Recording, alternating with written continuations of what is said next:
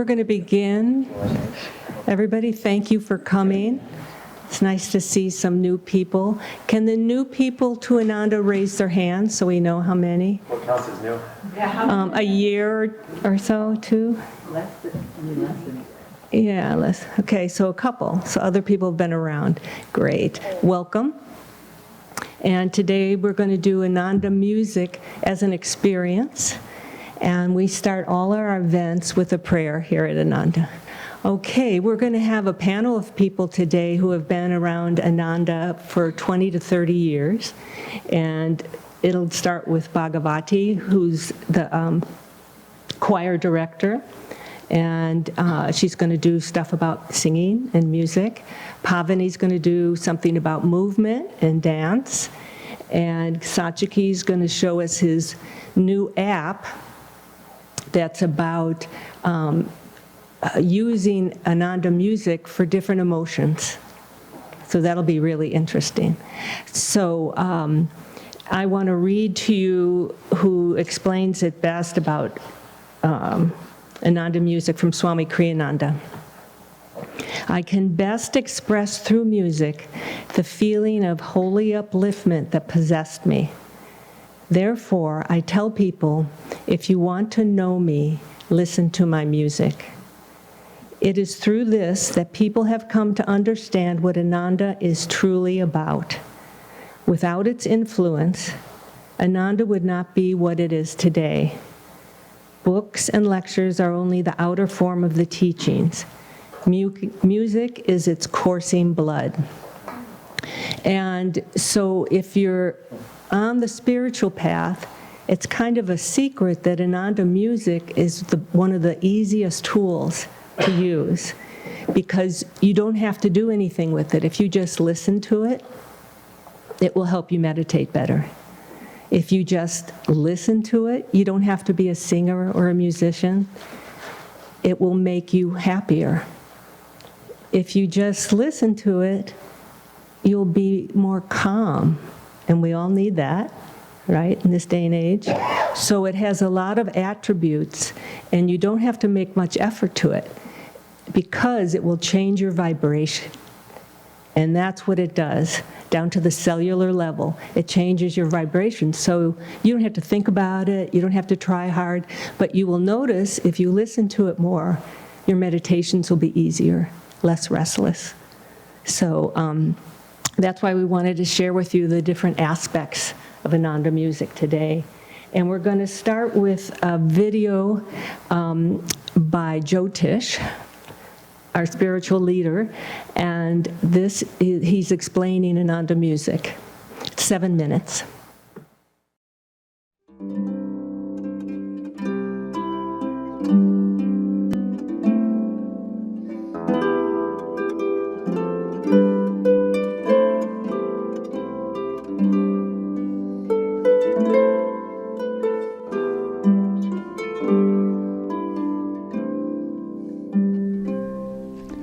Music was an incredibly important part of Swamiji's life.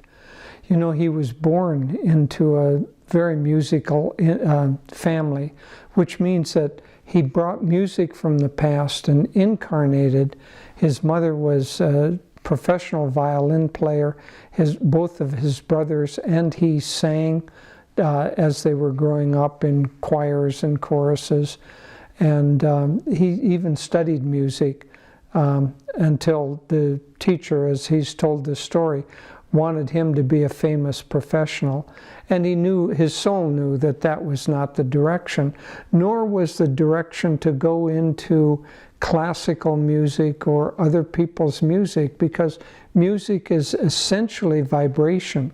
So at a certain point, of course, he stopped his musical training, but when he came to master and became acquainted with the chants and the devotional bhajans that are part of our path, then he spent hours and hours every day chanting to develop his devotion, because his mind was, one might say, developed so much that it overbalanced him, and he needed to develop devotion. And so he spent a lot of time chanting. And then when he was in India, he was well known for doing chants. Ananda Ma always had him chant whenever he came and visited. So he combined that beautiful musical quality, but then there also came a time at which it became his essential mission to spread Master's teachings and to spread this philosophy and especially this vibration. And so he couldn't find that in any other kind of music. He couldn't find it in spirituals. He couldn't find it in classical music. He couldn't find anything that expressed both philosophy and vibration. So Swami, being Swami, decided to create his own. And so he started to write these songs, which he's often called philosophy in music. And there are two aspects to them. First of all, the words, the lyrics are very, very deep in many of them. I mean, honestly, some of the lyrics you could take and use for a whole meditation or a whole lifetime, because they're very, very deep. But they're put in a simple way, and the fact that they're combined with music and a melody allows them to enter into the mind and into our soul much more completely. You never go around kind of repeating and repeating one of Swami's lectures, but many, many people go and sing over and over again one of his songs, which has a deep meaning to it, and it's almost like a mantra that expands your consciousness. So the words were very important in his music, but also the music itself. He said he never wrote a single note that didn't carry the vibration that he wanted to have in the music. So he was very, very careful about the melody and very careful about how the melody and the words fit together. And so the combination of philosophy and music, which is essentially vibration, those two coming together make the music a very, very powerful part of our lives, and a very powerful, teaching vehicle. People need to be careful about mixing too many other vibrations, because both Master and Swamiji took the music and carried them into the superconscious level. And there are beautiful songs, beautiful music elsewhere, but they don't have the same power to uplift. And especially with Ananda being a particular path, other music doesn't have the potential to express the wholeness of our spiritual path. So Swami's combination of philosophy and melody and music and that deep, deep musical sense is one of the great, great gifts that he has given, not only to those of us who are at Ananda, but to the world itself. Someday, I firmly believe, his music will be recognized for the greatness that is within it and become widely popular. It certainly needs to, but in this age of relative rajasic energy, it isn't yet being widely accepted. Someday it will, as consciousness refines. God bless you.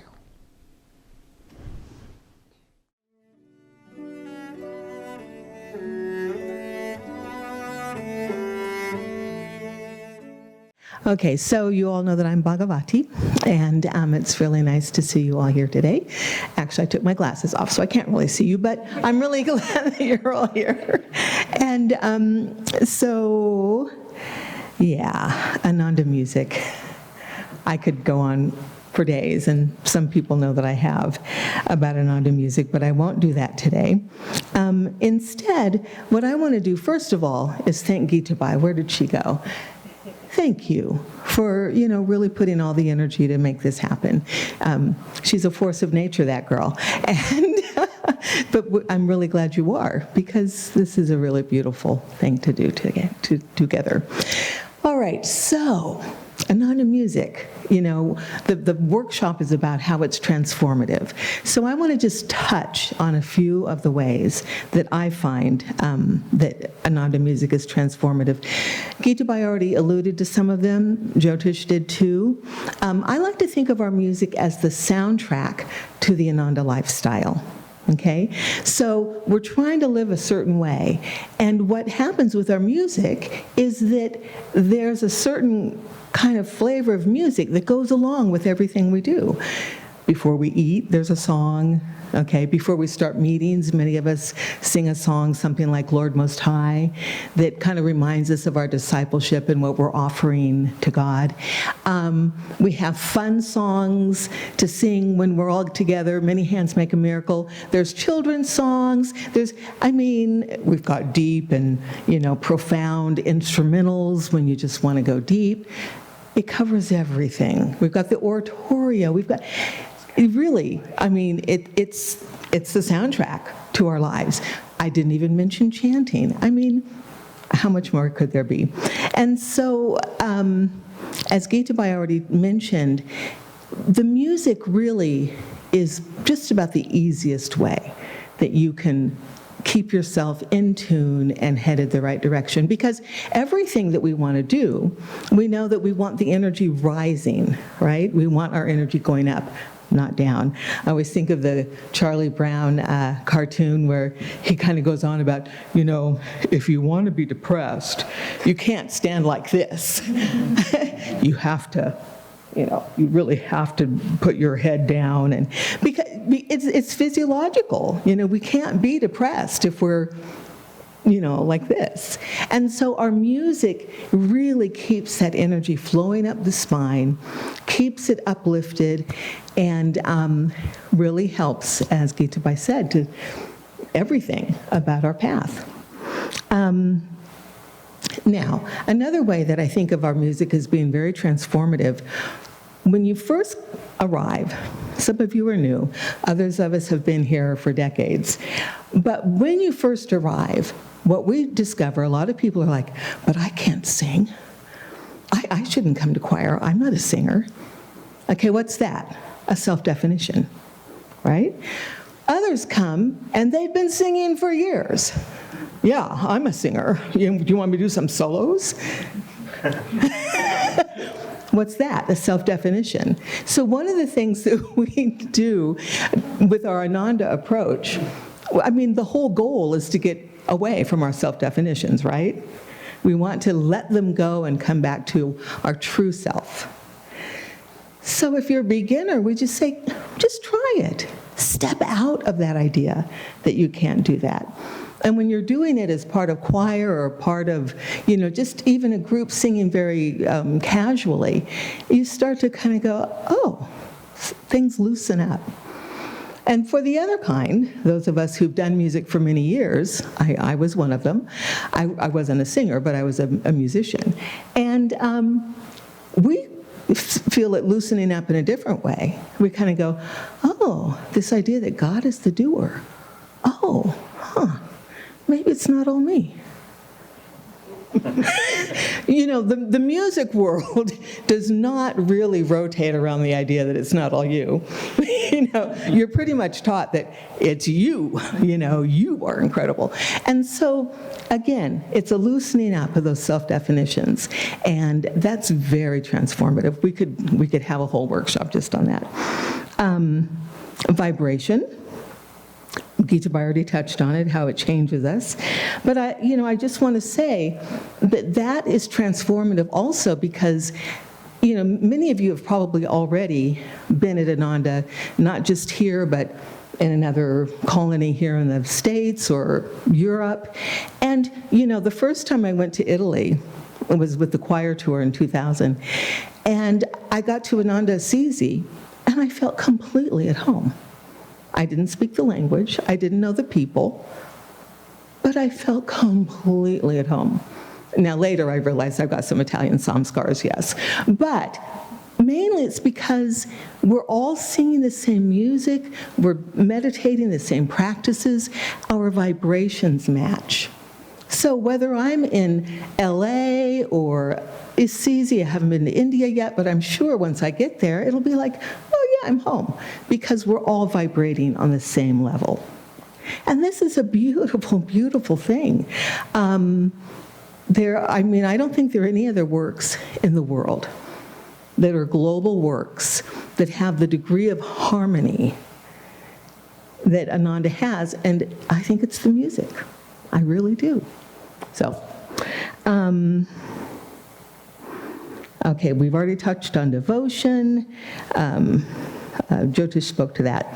Okay, community. How the music helps us transform in community. Whether you're singing in choir or just singing with a few other people, what does music do when we do it together? Anybody want, what do we have to do? What's the first thing we have to do if we're going to make music together? Harmonize. Well, how do we harmonize, though? Listen, that's the one I'm looking for.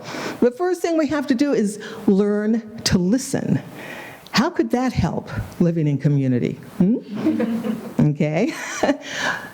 Having the concept of harmony, knowing that that's a value and that that's the goal, that that's the aspiration, that's what we're always going for. That's really helpful in community, because sometimes, when we joke about how many different God's wills there are, you might have thought there was only one, but sometimes you get a lot of strong-willed people on a committee, and you've got 4 or 5 or 6 different God's wills. So it's important that we remember, oh, that's right, I'm not here to make my way the right way. I'm here to be in harmony and service with my fellow Gurubhais. So being in a choir or singing together helps us practice that we're always looking for harmony. Being in tune, what it is to be in tune. When we're singing together, we're actually practicing being in tune and what that is. Okay, it takes it from being just a concept. Oh, I want to be in tune with the Guru. And, but you get in choir and you're like, whoa, wow, yeah, I've got to work to get in tune and stay in tune. It's something I can do. It's not passive. I think those were, a very important one. If you're I did, most of my training was classical, so I played an orchestra. And, you think to yourself, what's the most important instrument in the orchestra? There is no most important instrument in the orchestra. You don't have an orchestra if you don't have all of them. Okay, same thing in choir. Are the sopranos more important than the basses? Just because the sopranos always get the melody? No, you need all of it. Same thing in community. Sometimes people will tend to think, oh, it's the teachers who are really important. But believe me, our financial services people, if we didn't have them doing what they do, the teachers couldn't go out and do what they do. We couldn't share the way we share. So every role, every part is integral and is so important. We can learn that and practice that by singing, by doing music, not just singing. It's just we don't have much in the way of instrumental music these days here, but sometimes we have more of it. Okay. So, how am I doing for time? Are you keeping an eye on time? I forgot. Yeah, I think we've got. You had about 10 minutes. Yeah. Oh, so we need to move into the next thing. Okay. So I'll just very quickly say, another really important thing about the music to me is how it engages us fully. Mind, body, soul, consciousness, all of it is fully engaged when we're doing music. And so that helps us develop our concentration, our philosophical understanding. Those lyrics that Jyotish was referring to, when we're singing in choir or an ensemble or with a small group, but you can do it on your own. Reflect on them. Sing them. What I have found is if I keep forgetting lyrics, it's because I haven't gone deep enough in understanding them. So I have to really dig deep and what is it that I'm saying and why? And oh my goodness, the depth of our lyrics is really impressive. Then we develop a deepening awareness and literally a sense of oneness. And so this is my latest, thing that I'm really wanting to spend more time thinking about and sharing, that when we sing in choir, when we're making music together, we begin to actually have the experience of oneness. Okay? The goal is oneness, right? But how often are we actually getting a glimpse of that? If we go deep enough in meditation, absolutely. But when we're not in our room, shut off from the world, it's nice to be in the world and actually have an experience of oneness. And choir can achieve that if we do it with with fully engaged and fully concentrated and right there, which are all qualities that we're trying to develop as devotees. So the music can be transformative in so many ways, and this is just the tip of the iceberg. Now, it's time to do a little bit of me not talking and you guys doing something. So the first thing we're going to do, if you could just give me an A, just the note A. Actually, I changed my mind. Could you give us a C? So what we're going to do, just sit up. You don't have to stand, but just sit like you're standing. So your spine is straight and you can breathe deeply. And what we're going to do is we're going to just simply go, you can do the hand or not. That's up to you. But you're just going to hum on this note and just feel the energy, and we're going to feel the energy coming up, and then we're going to go, ah, ma. So, because it's going from ma. Okay. So let me demonstrate. Ma.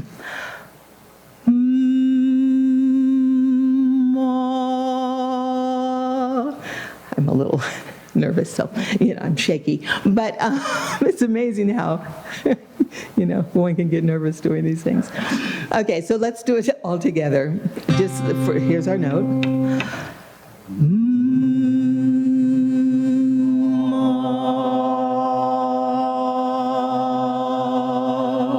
And just feel the energy coming through and just offering. You're just offering that and relaxing. Okay, once again.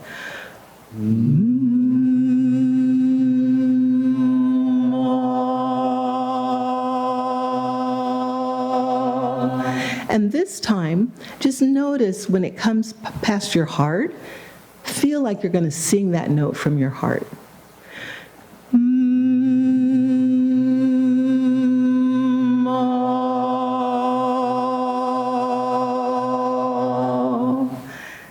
Okay, just notice how that felt. This time as we go up and you get to the throat, feel like it's coming through your throat chakra.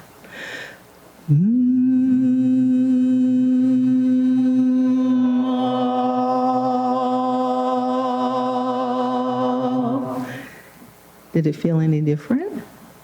Okay, so now this time we're going to bring it all the way up to the spiritual eye and then let it come through there.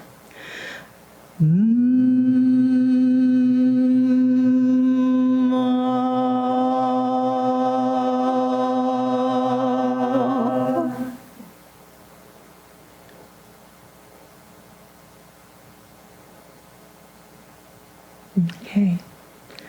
So again, we don't have a lot of time, but you can see, you can feel that vibration. And it's going different places, it's doing different things, so you can play with that, okay?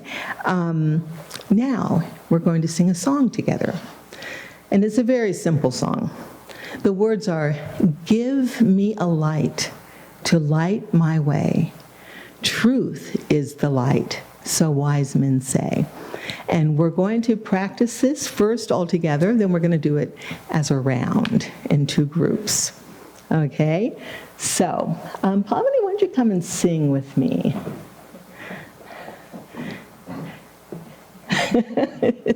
Okay, so for now, we'll just do it all together.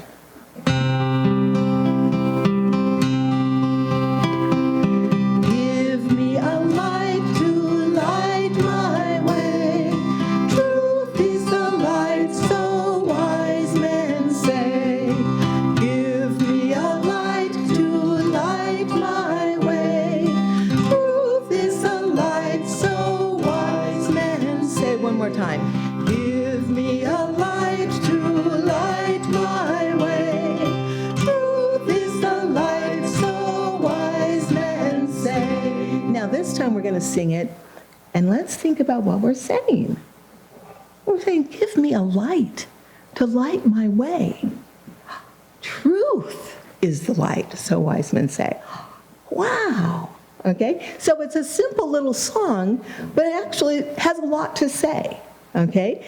And what does the world need right now? Light.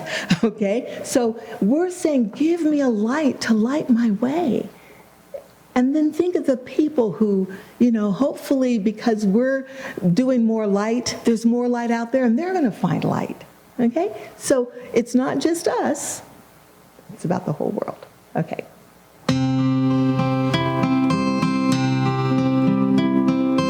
Give me a light to light my way.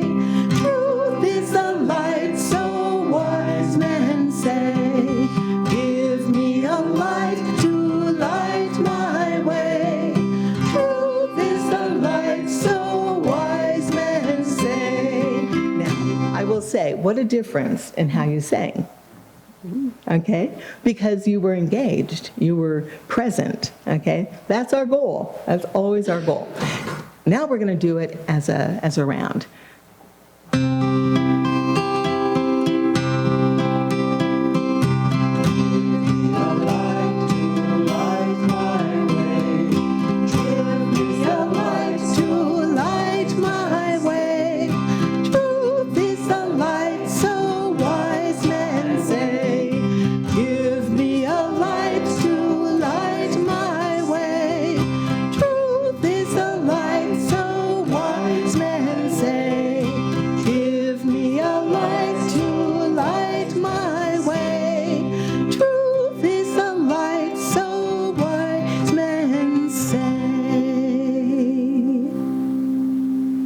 Now, we're set.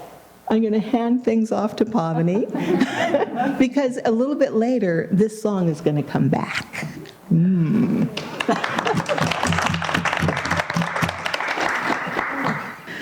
So, my name is Pavani, and I'm going to share about movement and dance.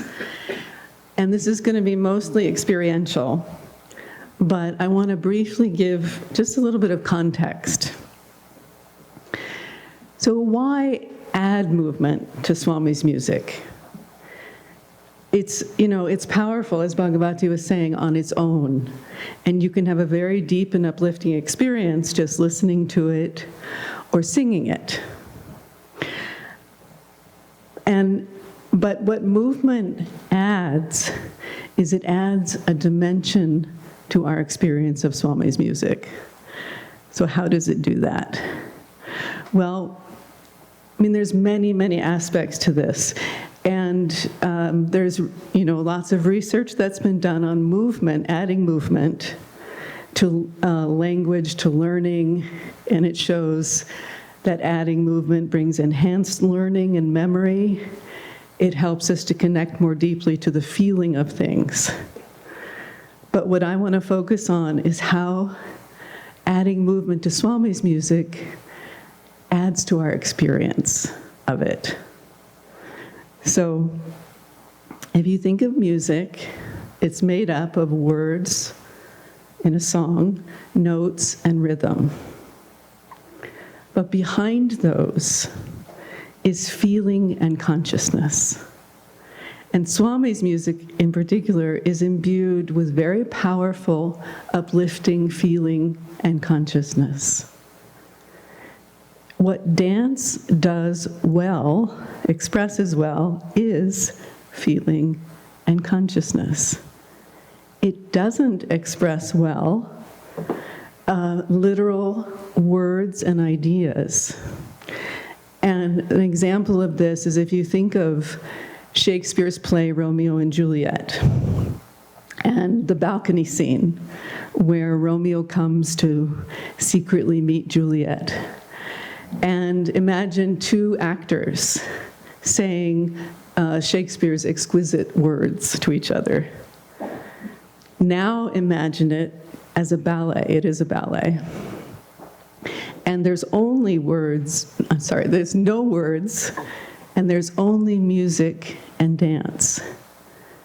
You're not going to know exactly what Shakespeare said, his exact meanings. But what you are going to experience is the feeling and consciousness behind those words. Okay.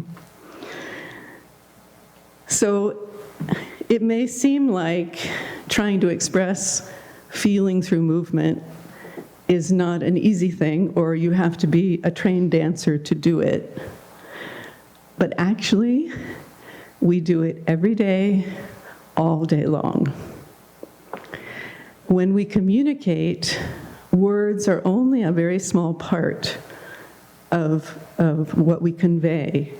Our bodies are constantly communicating with each other, our bodies and energy, through gesture and through body language, and we don't even have to think about it, right? And it's interesting, in all the research, they've found that if there's a discrepancy between what someone's saying and their body language, for example, if I say, I really like you, people believe the body language over the words. So it's powerful. They've also found that people who are born blind will use gestures when they're speaking, even to another blind person. So the point of this is that the ability to express feeling through movement is innate in us. And I was thinking about when Bhagavati was saying about self-definitions, dance, the D word, is like where people really come into the, I don't dance, I can't dance, and there's a lot of fear and discomfort around it, right? So in a moment we're going to have an experience, a very simple one, but just the idea of this is adding movement to Swami's music helps us to dive into the consciousness and feeling. And that gives us an expanded experience using our whole selves. Okay, so we're going to take the same song that Bhagavati just taught us, and we're going to add some simple movement to it. And so I'm going to ask you to take your chairs and put them to the side and then come back to the center and face me. Okay, so the arms down. As I'm showing you this simple movement, I'm going to also describe the meaning of it. So we begin with give me a light. And now give me a light, it's in a way, it's a demand. You're asking, give me a light to light my way. I need guidance through this darkness, right? Give me a light to light my way. So it starts inside, right? The light is actually within us. And we're asking from our hearts, give me a light. And so bring your arms out to light my way. And that light expands and gives us guidance through our whole life.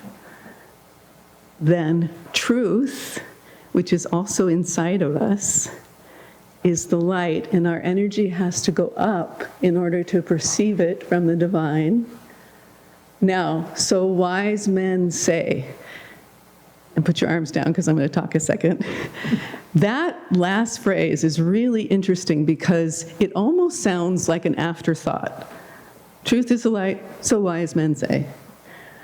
But when I was tuning into it, what it feels like to me is that what he's saying is we're talking about eternal truth, Sanatana Dharma, that is true. And so the feeling of this, it's true from the past, the present, the future, it's eternal. So that truth that we're tuning into is eternal truth.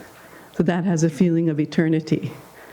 So let's do that again. I know that's a lot of words to go, but now I'm going to say less words, and just so you get the feeling. So it starts with the heart. Give me a light, expanding to light my way. Truth inside of us, and our energy goes up, is the light. Eternity, so wise men say. Again, the heart, give me a light to light my way, spread through the world. Truth inside of me is the light. My energy goes up. And the eternal truth, okay? So that's the feeling behind it. So now let's do it with, you're welcome to sing or not sing, whatever is comfortable for you. So a little bit slower than...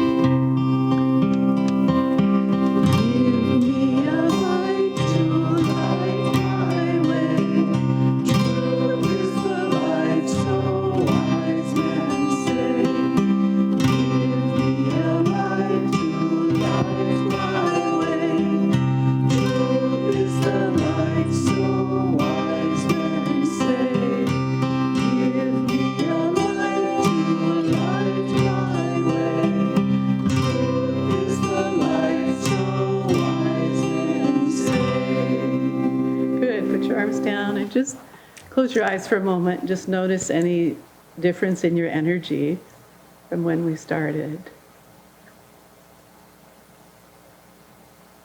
So now we're going to do it in the round. So we'll do the same groups. So group 1 and group 2. Now, turn in slightly towards each other. Just so you guys turn in this way. To the center. Turn into the center slightly. I just want you to be able to see what the round feels like. See what it feels like. To do it, but not so far because you need to see me. So you're just more on a diagonal here. So turn a little more towards me. Yeah, you're not facing each other. You're just a little bit so you can see. Okay, so the group 1 and group 2. Here we go.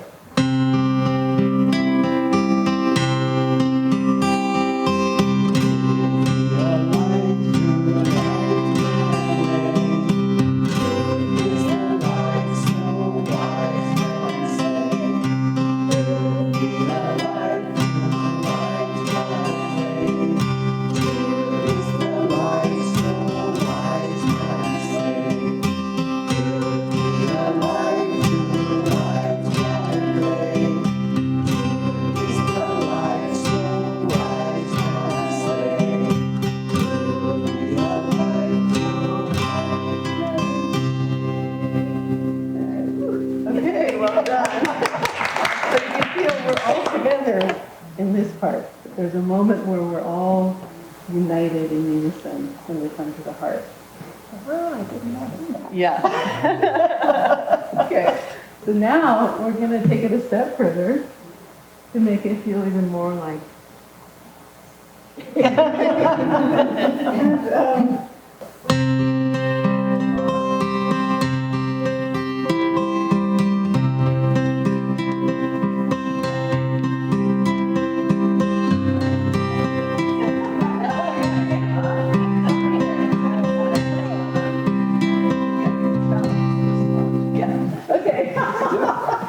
Okay, so we're going to, during the introduction, we'll start walking, and then we'll start the movements. Okay, here we go.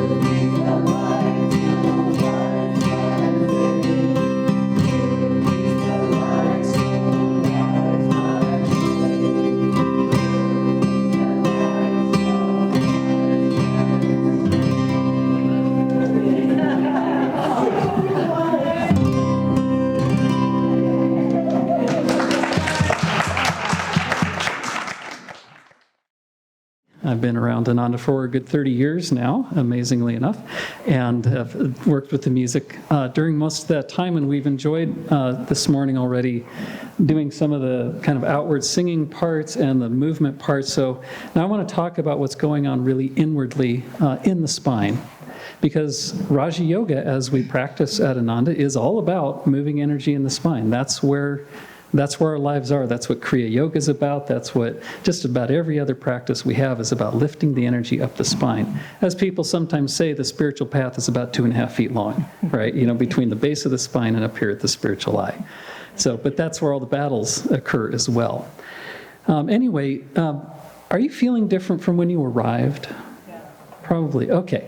I mean, we've been doing just a few pieces of music, and you can already tell it has a difference. Now, I want to backtrack just a little bit for you. I want you to close your eyes for a moment and think about a time where you were very discouraged or disappointed or somehow just down.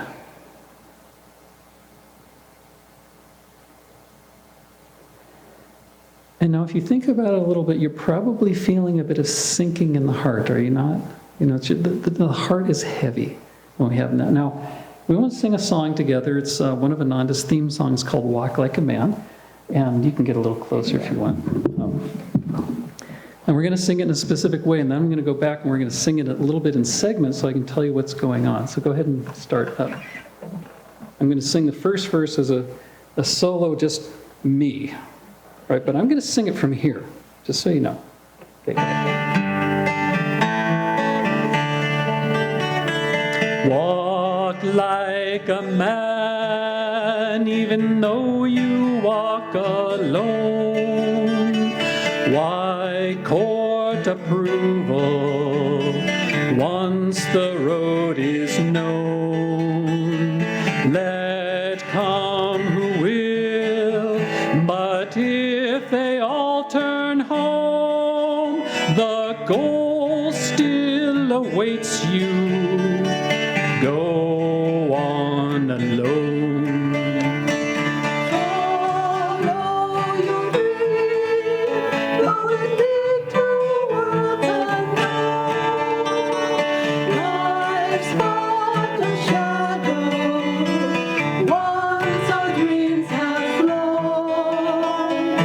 What if we cry? Your dream is not our own. Your soul knows the answer. Go on alone. Give life your heart, bless everything that's wrong. Fear not the loving, all this world's your own. Make rich the soil, but once the seed is sown, seek freedom, don't linger. Go on alone. Walk like a man, even though you walk alone. Why court approval once the road is known?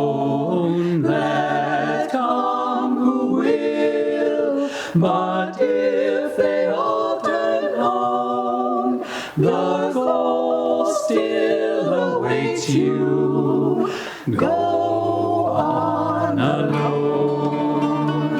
Go on alone. Go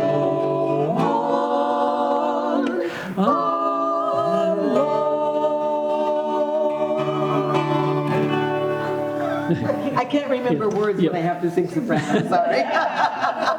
So do you feel different after that minute and a half of that song?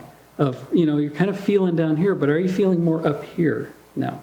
So what's happening in this song is, and the reason why I sung the first verse here, and this is something Ananda music does a lot, is connect with the realities that we face every day, like disappointment and discouragement, and just energies that are kind of here sometimes. It's where a lot of us kind of end up, just with the challenges of daily life.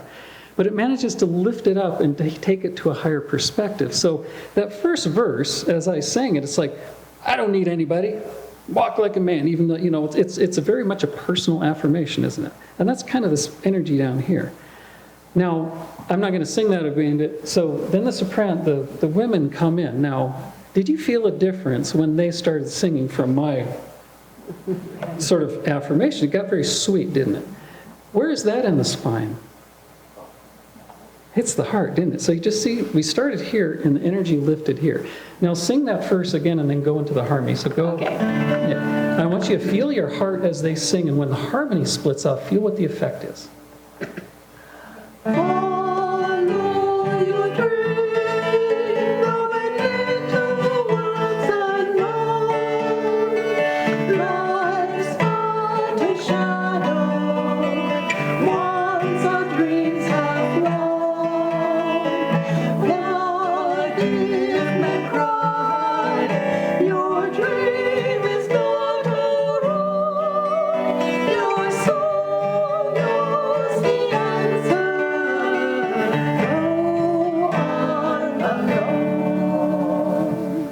Ananda says that harmony deepens the feelings in the song. So we have this aspiration that started, and then the harmony breaks off and it just gets all the richer. Now, something really interesting happens here. Where do you expect the energy is going to go next? Probably up here to the throat chakra. That's the next part in the spine. What's the first line of that next verse? Shall we sing it together? Make. No. Oh. Yeah. The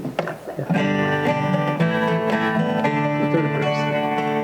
Give life your heart, bless everything that's grown. Keep going. Fear not the loving, all this world's your own. Okay. Give life your heart. Where's your energy at the beginning of the verse? It's in your heart. What's the center of here? This is the center of expansiveness, of sharing, of greater expansive selflessness. You're literally, in the song, not just singing it, but giving your life energy to bless everything that's grown. And don't fear giving love, because you're just loving yourself. As Swami says in one of his affirmations, and affirmations for self-healing, what I give to others, I give not away, for in my greater reality it remains ever mine. Fear not the loving, all this world's your own. So you see that energy is coming up here. Now I got to explain what's happening next. Make rich the soil, and once the seed is sown. Okay, where are you making rich the soil? Where do you want to go from here? You're going to plant a seed here of higher consciousness, higher awareness. Make rich the soil, and once the seed is sown, seek freedom. Spiritual freedom, liberation happens there. Don't linger. What's between here and here? The medulla. You know what's at the medulla? Is the ego. Don't linger there. Don't get stuck in the ego. That's what we started with, is this sort of idea of me, but we're bringing it up. It's like, don't get stuck here. Don't linger. Swami actually uses that word linger, or in the hill that was tar, the word is tarry. He actually changed it from linger to tarry. But every time he uses that word, it's like in 5 songs, it hits here. It's like, don't get stuck there. Make rich the soil. Once the seed is sown, seek freedom. Don't linger. Go on alone. So that's where we brought it up now, and we're saying, just go here, past the medulla, up here to the spiritual eye. And then we sing that first verse again. But we're not singing it here, we're singing it here. That's totally different, isn't it? We're not going on alone as an ego, we're going on alone as attunement to oneness. That is kind of an aloneness, but it's changed the consciousness here. So that's all I need for you guys for the moment. Yes, thank you very much. So that is an example of how Kriyananda's music, and really Ananda music as a whole, we have to include Yogananda's chants in there and some of the other songs he wrote, as well as all the ones that Kriyananda wrote. And we have some pieces that Kriyananda did not write as well. So Ananda music is actually a little bigger than just Swami's, but he really told us what is going on and what to do with it. He actually said that every piece of Ananda music comes from, and therefore also induces, rising energy in the spine. And this song is an example of that, but literally every piece And I can say this truthfully because I have gone through every single piece of it in this way, does exactly this. Sometimes it does some really interesting movements up and down and things like that. But it gives us a real yogic perspective of how it transforms consciousness. Asha Praver, who many of you know, who's a lecturer, she once said she can get up and talk for an hour and a half about something, and people are scratching their heads, and the musician gets up, plink, plink, plinks on the guitar for about a minute and a half, and everybody gets it. And it's because of this. When energy is rising up the spine, movement of energy in any kind of circuit, this is basic electromagnetics, creates magnetism. Magnetism in the spine draws consciousness. If your energy is moving up, it's going to draw higher consciousness. If it's going down, it's going to draw a lower consciousness. So this transformation that we experience in this music is just because it's a lifting energy in the spine. It magnetizes higher thoughts. And there you go. There is not really a big secret to it, but how it does that through all the different songs is actually very interesting. So I need to switch over to my laptop. Kriyananda talked about his music in something he referred to as the art of living. And as I've just written it out here, it's about exercising this ability to, by choice, by will, lift ourselves out of any kind of lower state of consciousness, any harmful emotion, anything else that might impede our ability, like I say here, to channel light and love to others. And what he did was very interesting. He took a book he has called Secrets of Emotional Healing, and that has like the secret of overcoming disappointment and discouragement and jealousy and envy. There's 31 sayings in there, and he assigned a song to each one of those. This particular song we sang, Walk Like a Man, he assigned to discouragement. So if you're ever feeling discouraged, just sing the song. Minute and a half, you're out of it. If you really try to help yourself feel that energy. Now, to be honest, this actually goes way back to Master's 1938 Cosmic Chants, and the handout you'll get has a link to a printout or PDF of this whole set, so you don't have to try to remember it. But he did this really interesting thing in the 1938 edition. It's not in the current edition, but he had a page that said when to use these songs. And he ended up taking these very sacred songs, these chants, and saying you can use these for, sometimes very mundane or emotional needs. One of them, there's one of them, maybe I don't have it on here, but there's one of them that says, sing when experiencing failure in business. It's like, okay, how is this spiritual? But our path is about integrating the spiritual with the practical. And so really he took these different chants and said there's different effects going on with these. And then so to fast forward then to when Kriyananda did his assignments, these are just some of the examples of those assignments. And then he said, as for the rest of the music, you all can figure it out, what each of these songs is doing. He assigned about 34 songs, I think, out of the 350 some that we have. So he did maybe 10% of it and left the rest up to us. Well, that's been my work, is trying to understand why these songs work for these emotions. And, not just, it's a nice song, but it really has a deep effect. Panduranga, can I actually ask you to give me this one down here?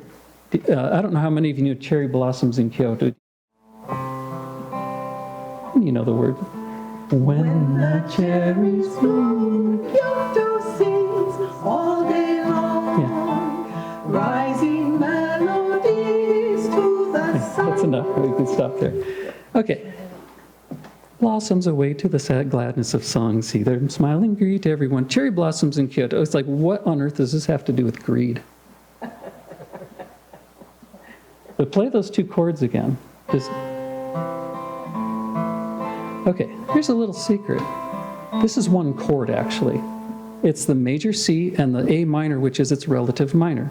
It's the same chord, just a major and minor variants of it. So it really has, unlike most songs, where they go from like a C to an F to a G, and they go all over the place, and they do all this progression. This song has no progression. It has no ambition. What is greed all about?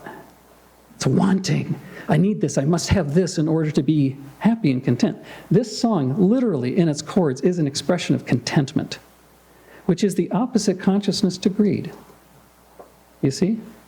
So if you sing that song, if you're feeling greedy, you're feeling acquisitiveness and all that kind of thing, and you sing this song, you will just attune yourself more and more to the consciousness of contentment that naturally dissolves the consciousness of greed.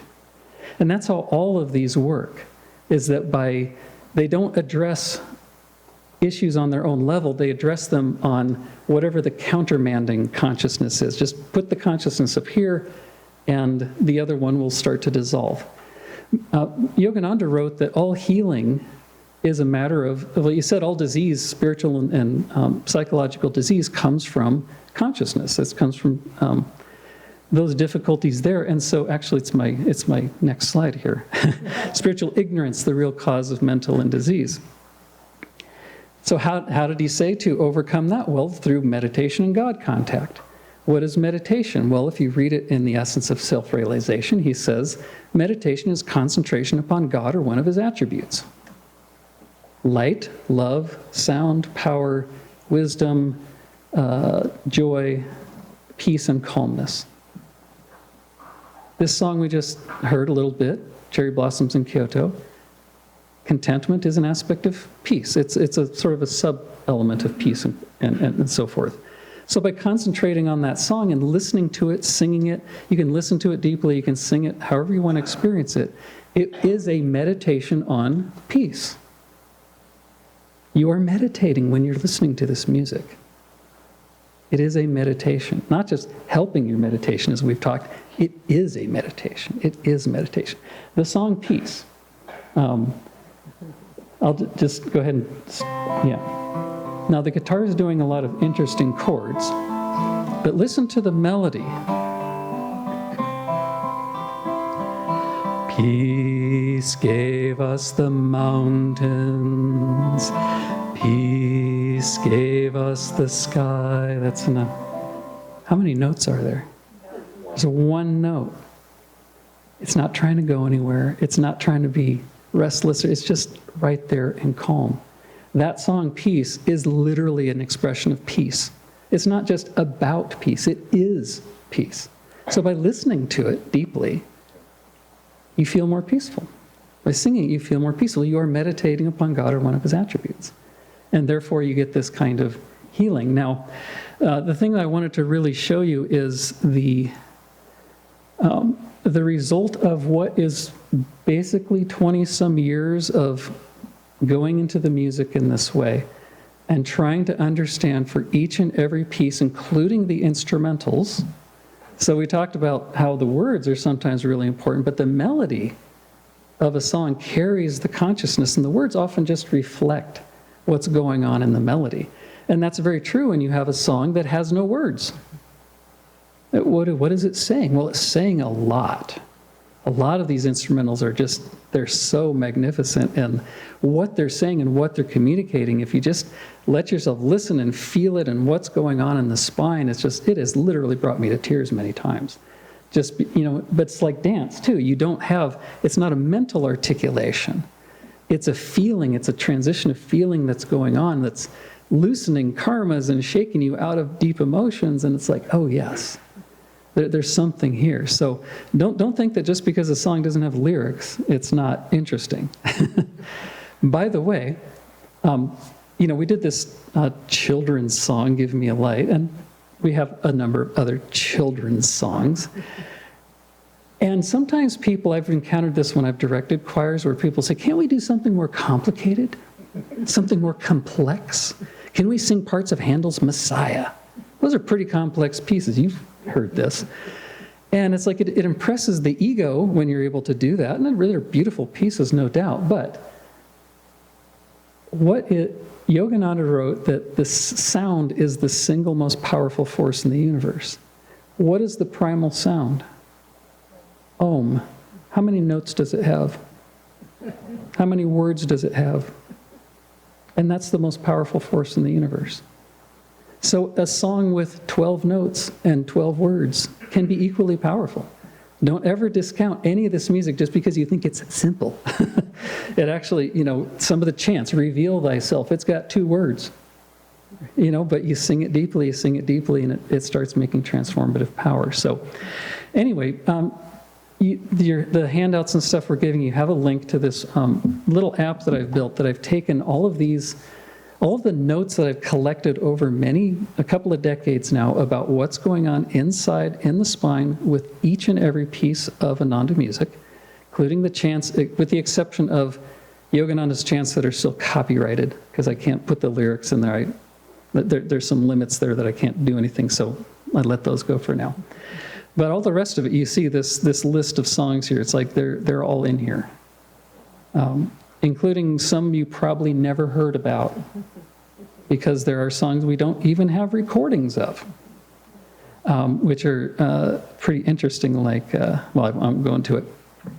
But like I said, every piece of Ananda music, and again, this includes the pieces that Yogananda wrote, which includes pieces that, there's a song called My Soul is Marching On. It's in the original Cosmic Chants, that he wrote this poem, and then another person, a disciple, wrote the music to it. But he included it in Cosmic Chants, and it has this effect. Swami Kriyananda wrote songs of Shakespeare. He took 22 of Shakespeare's lyrics, or 20, I think it is, and wrote melodies to them. So they're not his words, but he wrote melodies, and it's really amazing to see what he's done with the melodies that match the words. And then at other times, he's written words for other people's melodies, like Through a Long and Lonely Night. There's a couple of others like that.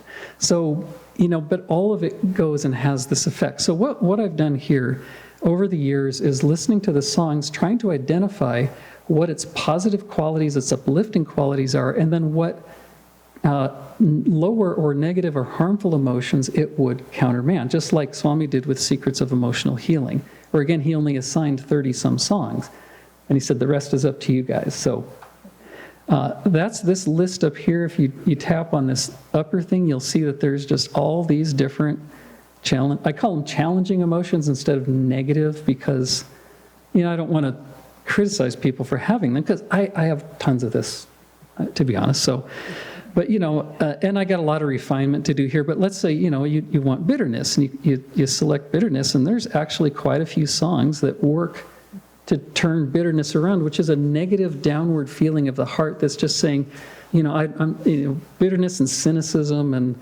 there's a lot of related qualities of that, but any of these songs will take that energy, capture it, turn it around, and lift it up. Just sometimes in the course of a minute or two. Some of these songs are longer. The longest one is 13 and a half minutes, I think. It's called Self-Awakening. It's the first track on Secrets of Life. And the first minute and a half is just rainfall. But that too has a meaning, by the way. But like you can see, there's so many other things. So I made this tool just to share all this work that I've done and to give you an opportunity to say, if you can identify at least the negative or harmful or difficult emotion you're struggling with, go look up a song, sing that song, listen to that song, be with that song, and see what it can do to transform that inner energy. And then if you really care to, let me pick up this one, Contempt is fun, like this instrumental Birds in the Spring, you might not recognize it. It's this piece on one of the Mystic Harp albums. And it's just an instrumental. It's like, what is this doing? Well, if you really care to know what I think about it, there's a long commentary. I don't expect you to read any of this stuff. I haven't really edited a lot of it, so a lot of it's pretty raw. But if you're really interested in why this song works for Contempt, I'll explain it in that commentary. So again, it's a marvelous tool that lets you start to really play with. If you have a challenge like that, find music that'll transform it. Because again, like Asha said, you could talk about it for an hour and a half. You could go to counseling for days. And just sing one of these songs and see what the effect is. You have nothing to lose. It's free. And by the way, every one of these songs has at least one music track built into this that I've picked from like the best ones I can find out of all the music we have. So sometimes the ones that Swami sings in, sometimes that choirs sing, so you get both of those experiences. If you happen to be looking for a positive quality, on the other hand, where I just want more of this, then I have a whole list of positive qualities in here too. So if I just want more, if I feel like I'm having trouble, I want to just strengthen commitment in myself. Okay, there's some songs that'll help you do that. And they're really quite fascinating to go into. The last little bits I'll say about this is that again, these are meditations. Each song is a meditation unto itself. I like to call them doorways to the divine. That you meditate on them. A lot of them bring the energy up to the spiritual life, but not universally. Just to give a really fun example of that, the Christ Child's Asleep. Do you know that one? Let me actually find it for you because see how quick it is, easy to find it. Listen to the very beginning of this, the Mystic Heart version. Did you hear those notes? Da-da-dum, da-da-dum. It's a downward thing. Well, what's happening when Christ comes? This is the avatar incarnating to be with us. And the song is about that, for Jesus came on earth to offer second birth to all who would his blessings receive. This instrumental arrangement literally starts here at the spiritual light and brings the energy down to meet us at the heart, where we often are, and then it brings us back up. And it's like, you get chills when you think of this sometimes. It's just how, and I don't think Swami actually cognized all this when he was writing these pieces. He felt it and just did what was right. Because I once emailed him a long time ago and asked him, were you feeling all this stuff going on? And I never got a reply, which was interesting because he usually replied to people. But I think what he did is help me feel it inwardly and continue doing this year after year after year to say, oh, no, yeah, you got it. But he couldn't put those words to it. I did, by the way, cross-check some of these assignments that I made with him. Like I said, hey, I had the song Who is Sylvia, I think works for Vanity. And he said, yeah, that works. It was a 10-second conversation, but it's like, yeah, you got it, keep going. Just finish off, take another 20 years, whatever. But the other thing, two more little points that I'll finish up with. One is that if you had a chance to share in Kriyananda's meditations, would you? Duh. Listen to the music.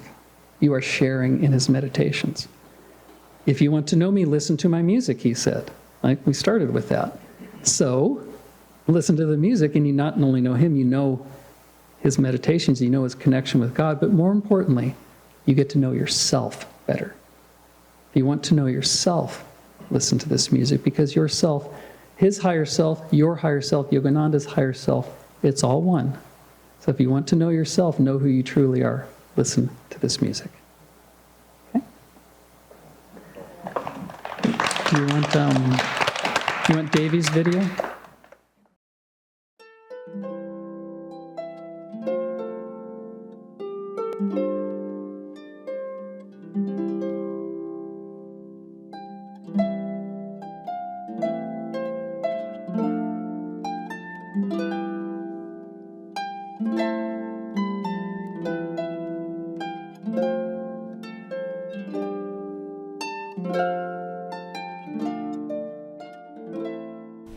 Hello.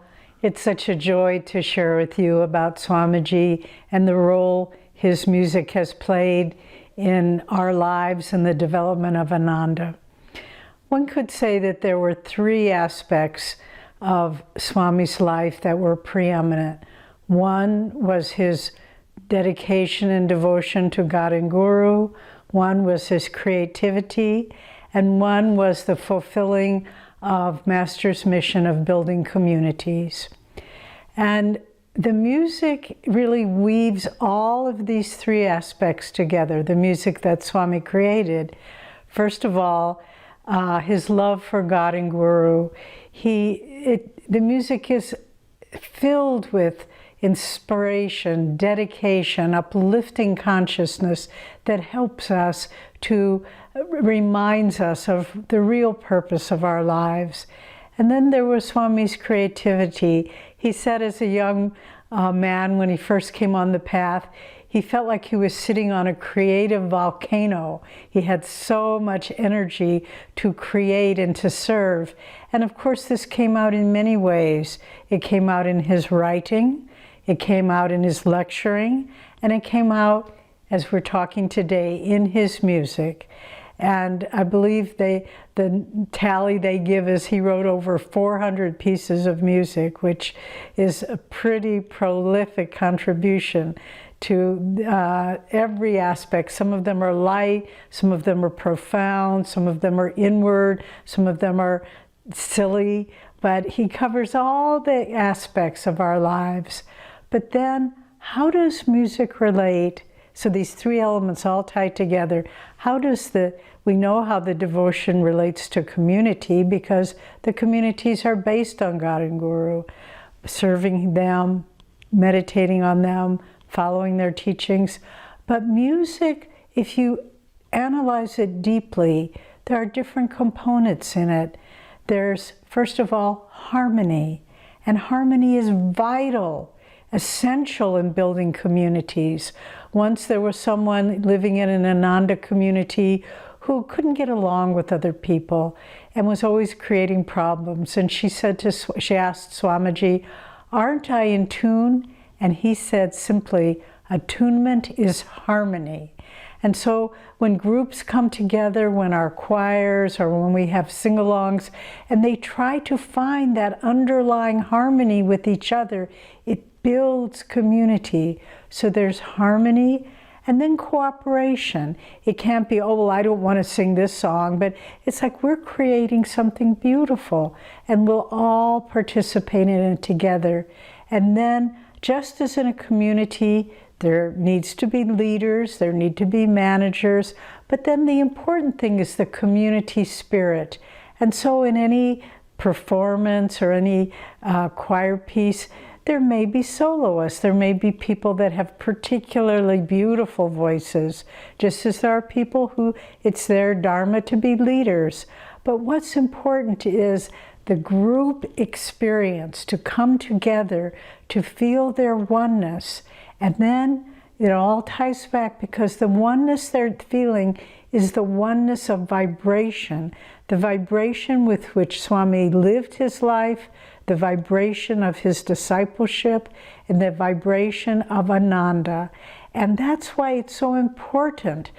Yes, there are many, many other beautiful pieces of music, without question, but they don't have our vibration, and that's what it's so important for people to understand.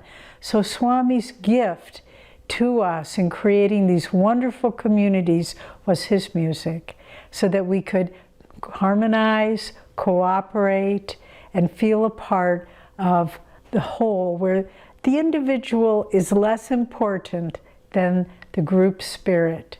And so we are so blessed and fortunate in this lifetime to be able to listen to this music, to be able to sing it, and most important, to be able to take it within and to feel that vibration uplifting and blessing our consciousness and changing our lives.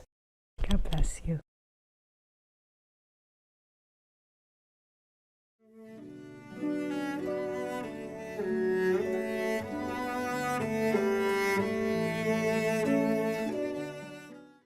Before we close, just I know she has a closing remarks, but these videos that we've been watching, the oral history of Ananda music, this is thanks to Gita Bai. So it's an incredible treasure trove of, from Jyotishan Devi all the way through most of our choir directors and long-term musicians and singers throughout the world of Ananda, that she took years tracking people down and interviewing and then editing. And so we just really want to express our gratitude for that.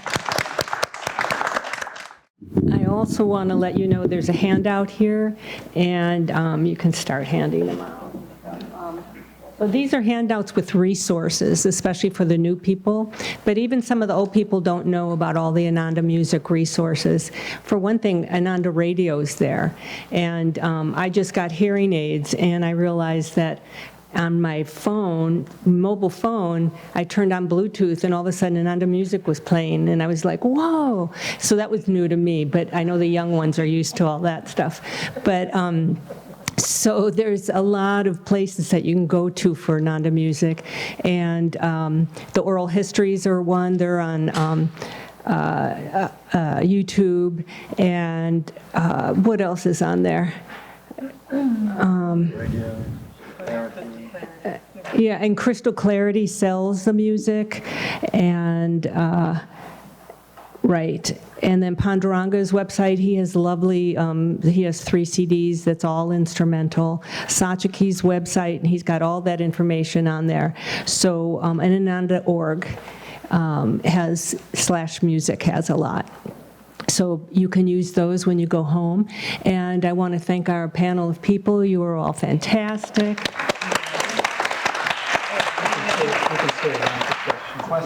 Right. And if you have any questions, let's do that now. Anybody have any particular questions? Can I just check with the, is there an app for you all, for what you're doing? I don't have a phone app yet. The site that I have, it's really primitive. I mean, it's basic stuff, but just because it's me hacking it together. Long-term, the intent is to intermix it with all that within there's a Ananda Music app that just has a lot of stuff available because what I'd love to be able to do is have you select an emotion, you get a playlist, and just play through and not have to like fiddle with it and all that. The site has a little button that kind of does that, but it's really lame. So, but there's a lot of work to make that happen. So, and I'm sure he'll let us know when he gets that app happening. And if you're interested in Ananda Music participating in any way, like singing in the choir, I have a list here who to contact. If you're interested in dance and singing lessons and helping out at music events, we always need that. If you just want to be around the vibration of Ananda Music, that's a lovely way to do it. And also the audiovisual team needs people to train in that. So Bhaktan and Christian are the ones for that. So there's so many ways to be involved with Ananda Music, but you know, at least the minimum is listening to it. Thank you. can I clarify for Sanjan, that website works well on mobile, by the way. So just open it on your phone, it formats it and all that. So I did take the trouble to make it mobile friendly. Any other questions? God bless you all for coming.